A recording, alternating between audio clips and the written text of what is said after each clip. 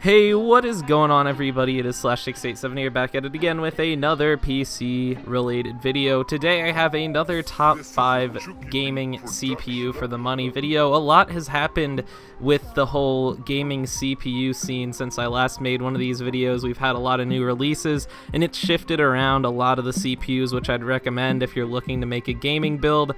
There's a CPU that's come out that's completely kind of made the i3 irrelevant in a way, depending on what you're trying to accomplish with your CPU, and as well as a few other surprises like the launch of Kaby Lake, which have kind of shifted around some of the dynamics. So let's get right into the list. And if you decide you'd like any of these CPUs, go down into the description and use my affiliate links, please. I'd very much appreciate that. But let's get into it. Starting off with the first CPU on my list, I have the brand spanking new Intel Pentium G 4560. This is the CPU which has pretty much supplanted the i3 line. This is a Pentium, like I said, G 4560. And it has 2 cores like Pentiums tend to do. However, it has hyperthreading. It has 4 threads, and it has a base frequency of 3.5 gigahertz.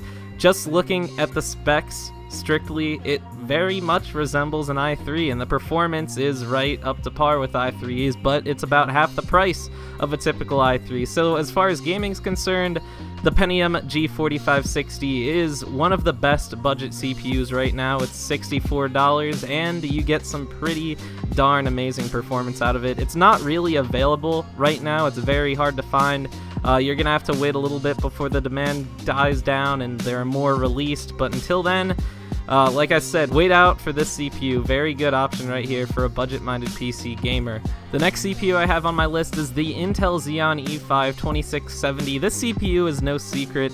It's been a big deal for a while now, and it still is. It's still relevant. It's an 8-core, 2.6 gigahertz Xeon CPU. These are typically used in servers, but with these CPUs getting older, they're getting pulled from a lot of working servers, and people are listing them on eBay at very, very cheap prices. This example right here is $86 with free shipping. The only drawback with these CPUs, they do have 8 cores. They're going to crush gaming. They're going to crush editing. Very powerful CPU right here. However, the motherboards are extremely expensive and can sometimes be hard to find, but if you can find a decent deal on a motherboard with this CPU, you're going to have a very, very good price to performance CPU right here.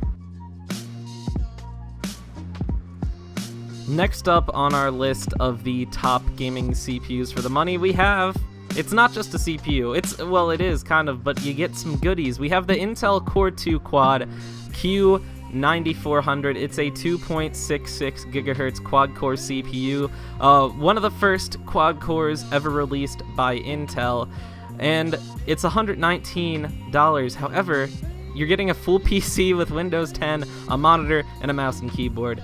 This CPU is on a lot of these pre-built rigs, and if you buy one of these rigs and you throw in like a GTX 1050 Ti, you have a very capable gaming PC. You can buy the CPU on its own and just build from the ground up, but I find the most cost-effective way is to usually just buy one of these pre-built PCs, like you see right here, about $120, but you're getting so much, and you're getting a CPU that actually is surprisingly relevant to today. It can still play a good amount of games, and especially those games that require 4 physical cores, you're going to be just fine with this guy right here.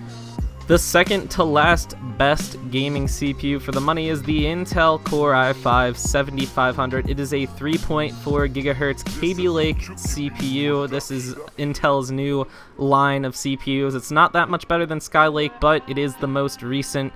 It has a little bit higher core clock and boost clock, and it's about the same price, so there's really no reason to buy Skylake in this case.